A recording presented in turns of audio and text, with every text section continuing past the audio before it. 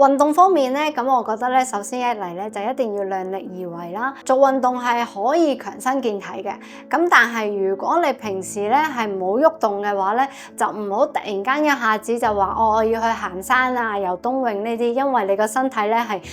負荷唔到嘅。建議可以喺屋企去做一啲嘅拉筋嘅運動啦，拉筋嘅動作先嘅。咁啊，如果你平時係有做開運動、有鍛鍊開嘅話咧，咁你做翻你自己平時會有做開嘅運動咧都 OK 噶啦。同埋記得咧就係做完運動之後咧，一定要抹翻乾個身啦，同埋要着翻件外套啦。身體開始降溫嘅時候咧，咁你又冇抹乾嗰啲汗水嘅時候咧，你就會好容易攝親、凍親嘅問題噶啦。